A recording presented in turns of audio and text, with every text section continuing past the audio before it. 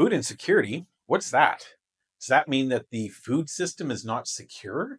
Or is it a politically correct term to make politicians and governments feel better about themselves?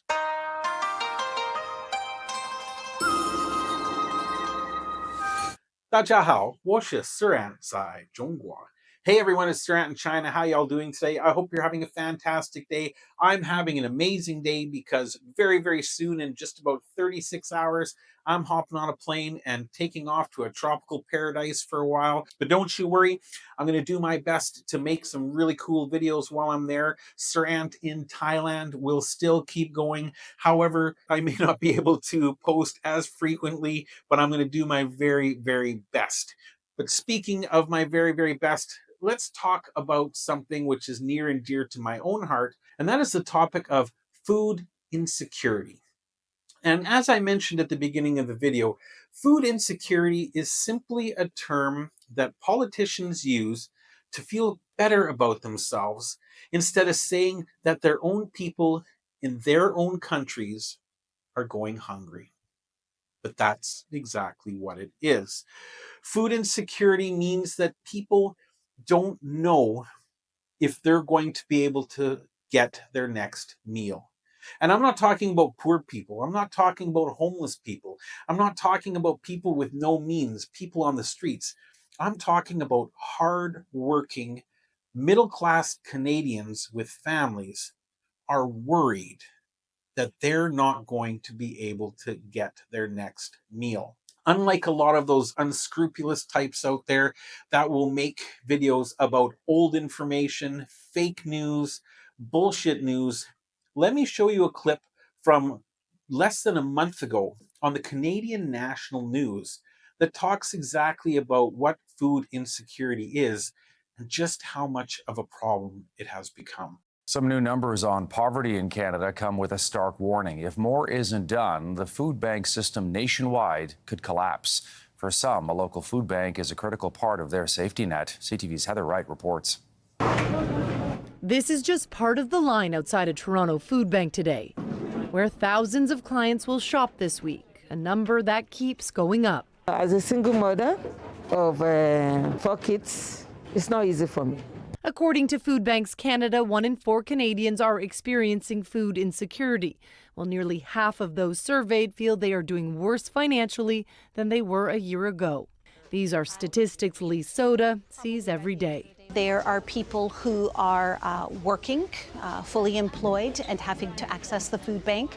We have seniors, we have newcomers, we have students. Today, Food Banks Canada released its annual poverty report card, a look at the challenges facing Canadians and how well governments are responding to them. We're not doing enough as a country to make sure people are able to make ends meet right now. Most provincial governments received grades in the D range, while 7 out of 10 got a D- for what the report called an insufficient approach to poverty reduction. A lack of affordable housing and stubbornly high food prices have created a perfect storm of need in many parts of the country, and there are concerns the system simply can't keep up. They cannot continue to meet the growing demands with the amount of food and donations that are coming through the doors. And even then, no system is designed for growth like we've seen. So as you can see, not only is it poor people and homeless people that are being affected by food insecurity, 1/4 of Canadians, 25% of the country, over 10 million people are worried about their next meal. These people are having to use charities and aid organizations like churches and the local food banks in order to get food, because after the incredibly high cost of living in Canada, the rent, the gas, the utilities, the food, the grocery bills, everything combined, even middle-aged families with 2 people working can't afford to put food on the table and have to utilize a charity or an aid organization. That is not right. As you saw in the video, when it comes to the poverty grade, Canada is failing. D minus is the score that most of the provinces in the country have gotten. Can you imagine getting D minus on all your grades in school? What would your parents think? Think they'd be proud of you? They think that they'd be happy about that? Obviously not. It means you are not doing enough. You are not working hard enough. And yet, the governments in Canada, they have not done any better for years, if not decades. This is not an uncommon problem. It is just finally coming to a head. Let's take another look at a very recent video from a small city in Ontario, close to where I used to live. There are empty pallets here at the Sudbury Food Bank warehouse that are normally stacked with food. Many boxes that normally hold canned goods are also empty. Officials say times are tough. The current situation at the food bank right now is we're pretty much out of food. We've got a little bit left. Basically, there's not enough food coming in, and there's more and more people using the service. That's just the bottom line. There's no way to sugarcoat it. Exxon says the Sudbury Food Bank is still helping all 44 member agencies, but there is less food to go around. We haven't stopped anything at the front line. People are still getting served when they come through the front line of one of the 44 member agencies. It's just that there's a little bit more, we have to be a little bit more stricter about it. You might be getting 2 cans of vegetables as opposed to 3, but you're still getting the service. Like we're not sending people away with nothing. We're just having a little bit of a difficult time.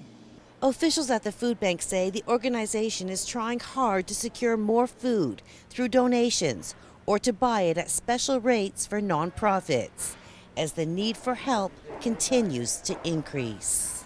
The reasons could be endless. I mean, nobody's got any extra money anymore. Nobody is in a position where they can help us and take care of their families too, especially with back to school and such like that. Everybody's still trying to do the best they can. People are still making donations, but it's just not where it needs to be. Officials say the food bank is now helping a record number of people, with well over 17,000 requests for help each month, with no sign of that changing.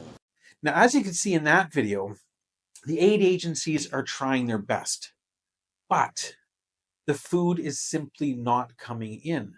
The government is not giving them that food. The wealthy billionaires and millionaires are not giving them the food. It is other hardworking Canadians who are digging deep into their own pockets to be able to provide food for the food banks, who then in turn distribute that food to the even harder working Canadians who don't know if they can feed their kids. Isn't that disgusting? Isn't that just awful? But it's true. It really is true. The average Canadian these days simply cannot afford to dig a little deeper and give a little more to these aid organizations. Soon, those aid organizations are not going to be there anymore. The government is not doing shit. The wealthy people are not doing shit. So who's going to help those people?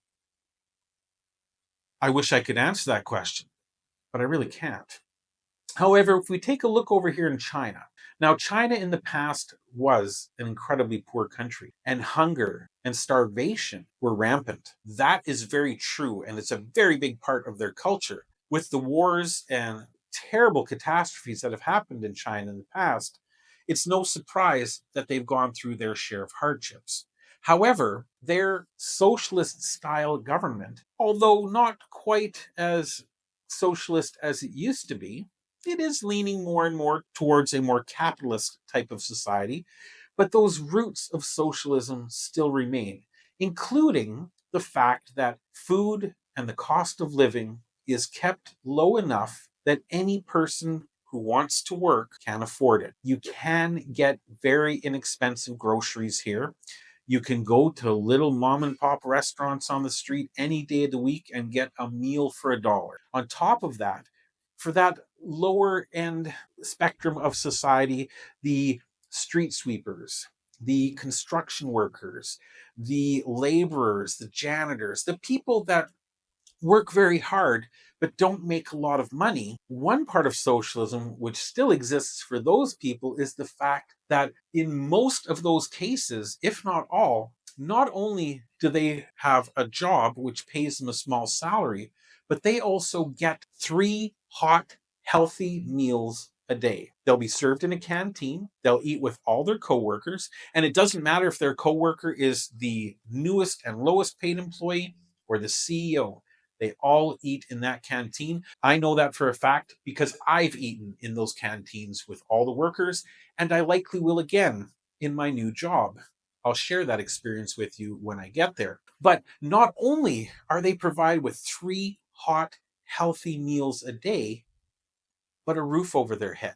It may not be glamorous, it may not be big, but their electricity is paid for, their air conditioning is paid for, their bed is paid for, they have a place to shower, wash their clothes, they have time to socialize. All of that is provided for them. They're not working as janitors and living in their cars. They're not living on the streets. They're not wondering, oh my God, am I going to be able to eat tomorrow? No, that is a treat that is left to hardworking Canadian middle class families, families where 2 parents are working just to try to put food on the table for their kids. And it's sad. So, what do you think? Where would you rather live these days? Would you rather live in a country where you can have a full-time job with your wife and still struggle living paycheck to paycheck, penny to penny, going and getting free handouts when you can from the food banks just to feed your children? Or would you rather be a street sweeper in China where you get 3 hot meals a day, a roof over your head, and every penny that you make in your salary goes into your bank account? To me, it's a no-brainer. Thanks for joining me, everybody. Don't forget, I am going to be on vacation for a while, so the videos will be not as frequent, but they are coming. And I'll be doing a little bit on Surant in Thailand. And then after that, we will be looking at the Factory Life video series where I show you just what it's like to work at a factory in small town China.